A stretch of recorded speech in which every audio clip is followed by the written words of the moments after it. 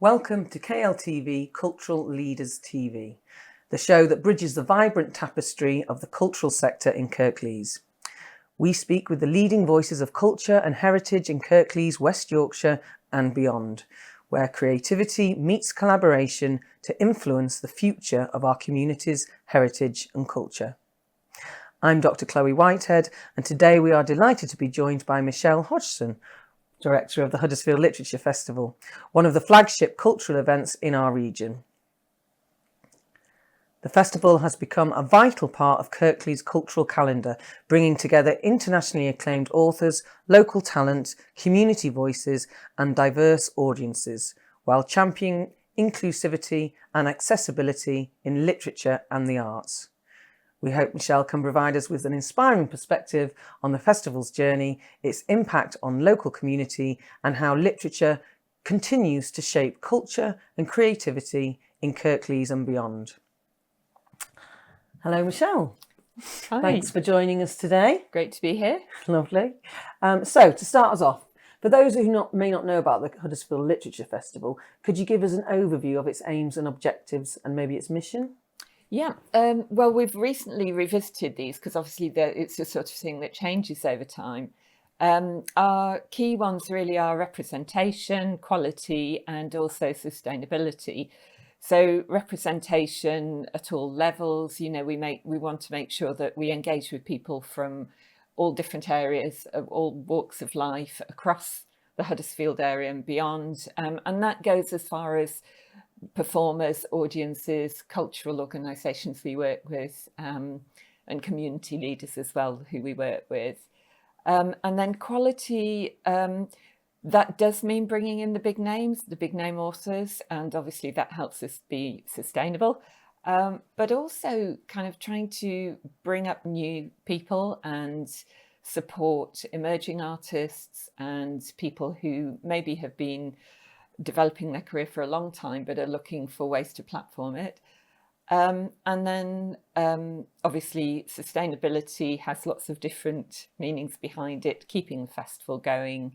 Environmentally, we do have an environment plan which we follow, and we have sustainability plans to try and keep the festival going, which we do revisit and work with. But it's also about trying to be innovative, and as quite a small agile team, we're all part-time freelancers, and our steering committee as well has a huge amount of experience, so I know I can draw on that, which is great to try and keep the festival going into the future. And you seem like the key member. Can you tell us a little bit about your personal journey and how you got involved in the Literature Festival? Yeah, well, my background was book publishing originally. I worked in book publishing for 12 years in London, then in national newspapers. And I used to take authors to book festivals all the time. I never really thought I'd end up running one, but in a way, it's a lovely way to come full circle. So when I moved here in 2009, I was working as a copywriter, and I went to volunteer at the festival because I thought I missed working with authors. So I discovered it had stopped running, and they suggested, well, do you want to take over? And I've told this story many times that there was £40.70 in the bank, but we managed to get a bit of sponsorship money, some money from the Arts Council, some money from the university, and relaunched it in March 2013 with a long weekend. And it was essentially me and a group of students at that point. And then just built it up year after year, established a core team of experts who work in all the different areas, like the event management and the marketing, social media, digital as well, which has come more to the fore. So yeah, my background in publishing also helped because I have contacts still, and I know how publicity departments work and how agents work, so it helps me when I'm talking to them, and I know what to ask and what to expect, and I know how to look after authors and make sure they're welcomed, but in a professional way as well as a kind of warm welcome. Mm-hmm.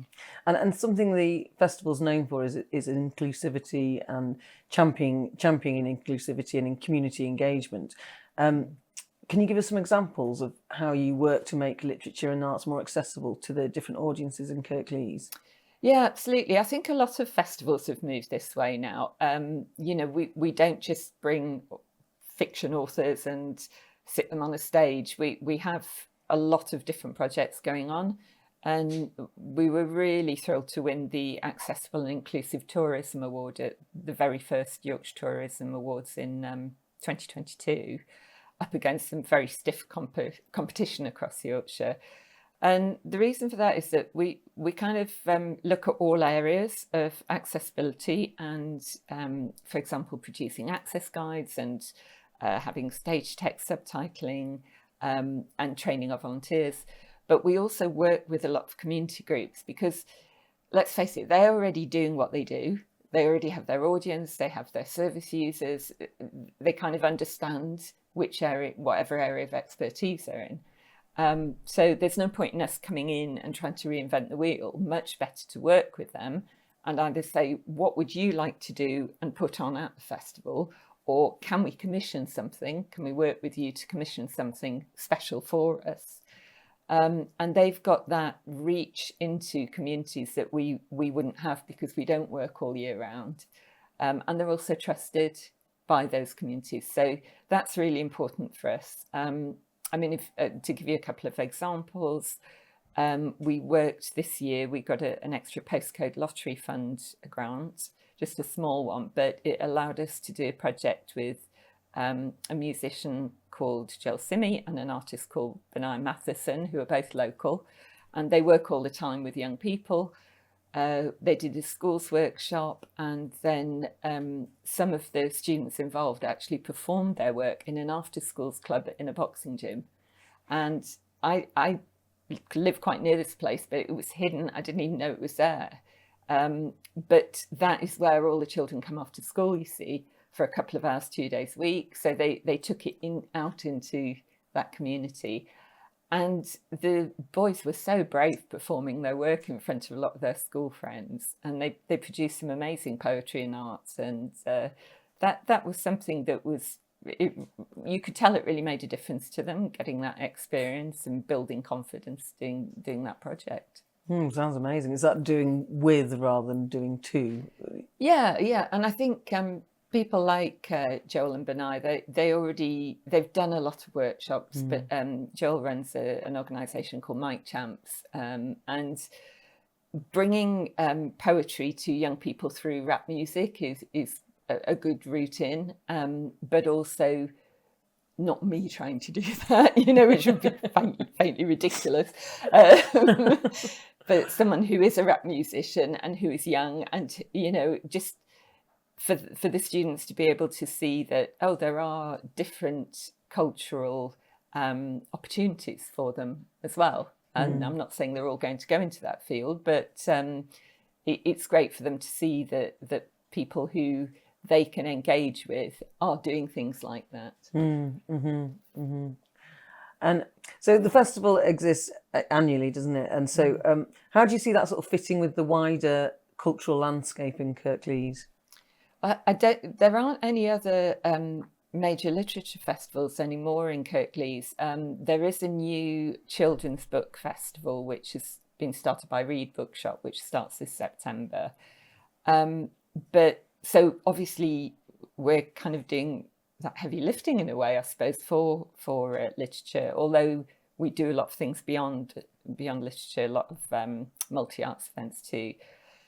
I think being part of Culture Collective is really important for me because we kind of get to see better how we do fit into that cultural landscape. We see what everyone else is doing. We hear about updates.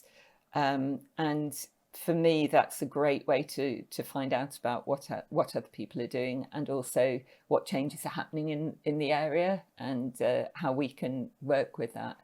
We're currently doing a special project with Creative Scene in North Kirklees, which is, branching out a bit for us because we're normally just based in Huddersfield. So I think there are opportunities there.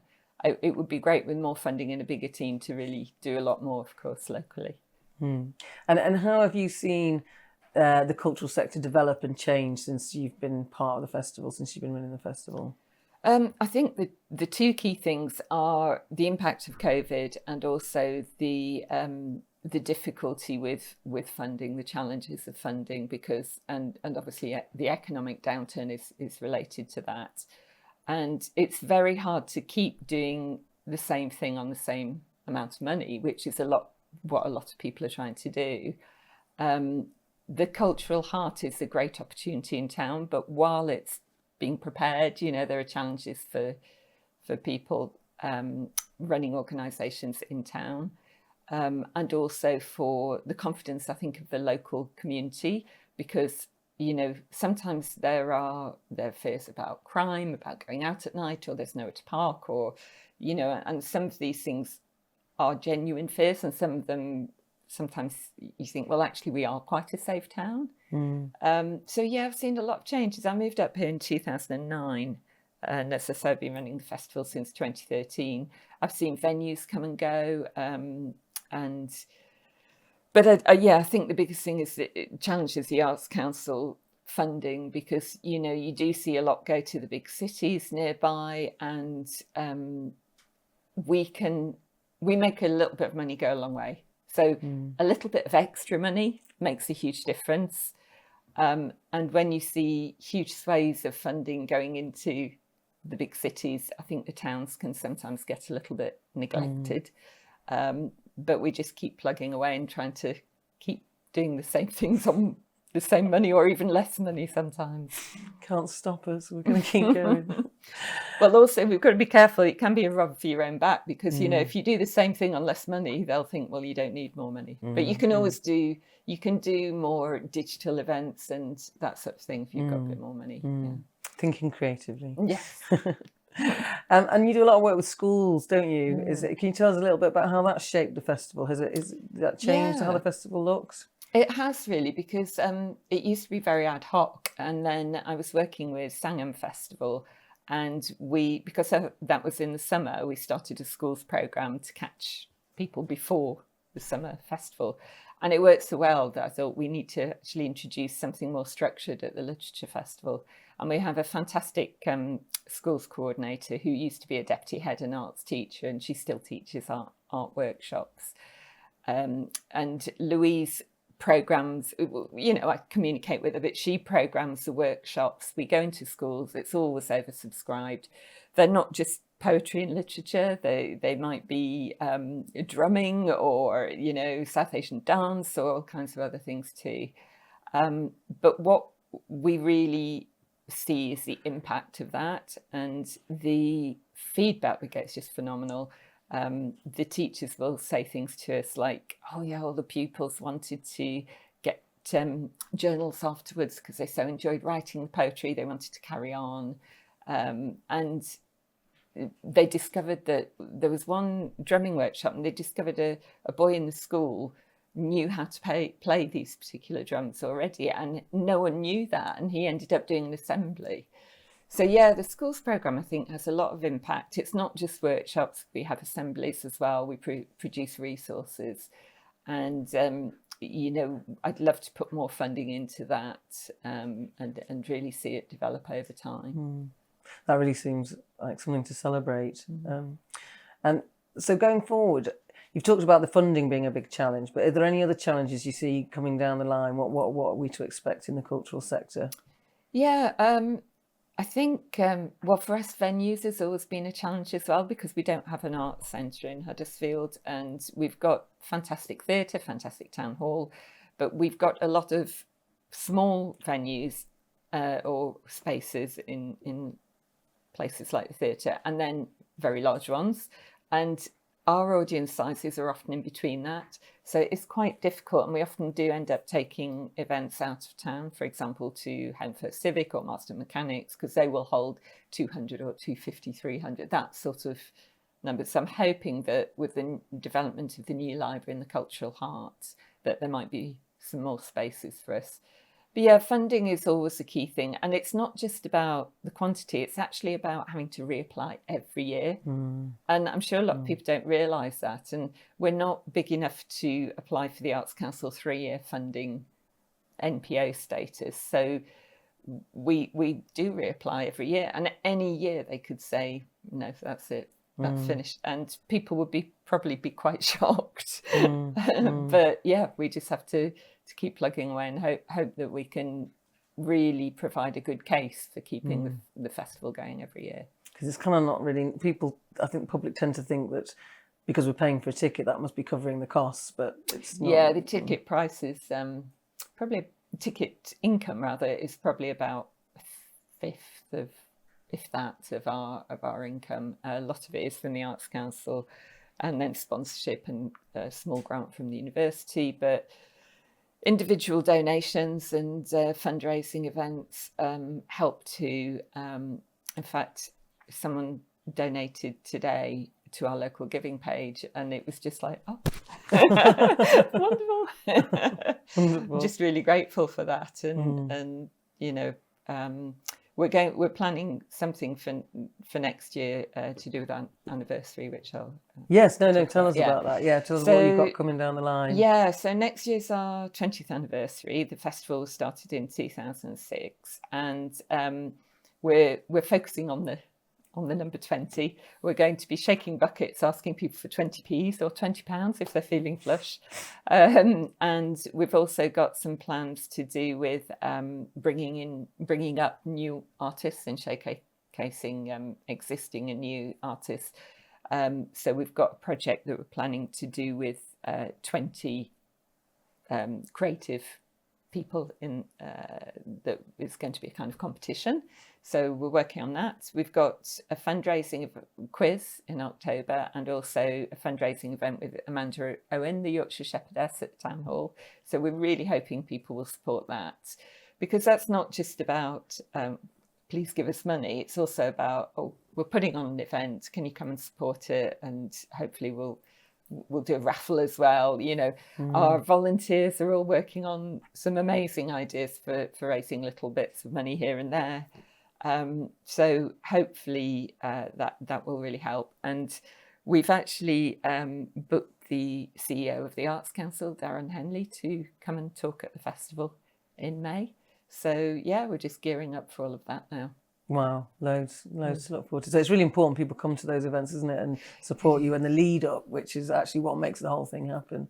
Yeah, it's unusual for us to do events at this time of year. And, you know, obviously we have to call on all of my freelance staff to get them involved. And we've got to promote things separately because people are used to it.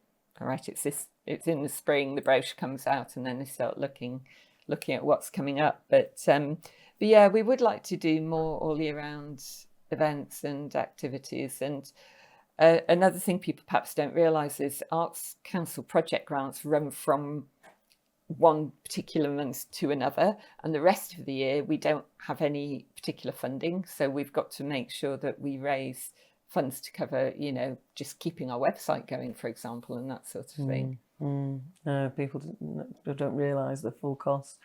And then finally, if people wanted to get involved, so as a volunteer or maybe a writer, how might they go ahead and do that?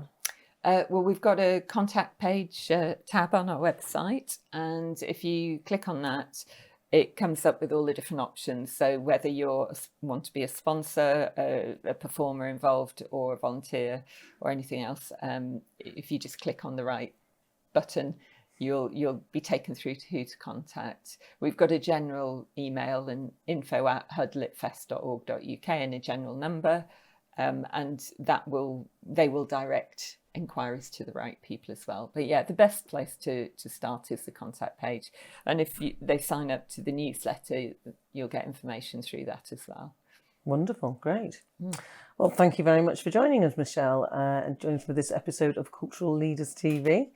It's clear that under your direction, the Huddersfield Literature Festival continues to thrive as a creative force, helping to build a vibrant, inclusive cultural landscape here in Kirklees. And to our audience, if you'd like to learn more about the Huddersfield Literature Festival, just visit the website as we're displaying on the screen right now. And as Michelle has just said, and stay connected with us and continue the conversation with our artists and cultural leaders, the change makers of Kirklees, as we shape the future of culture, heritage and tourism in our communities. Thank you very much, and bye for now.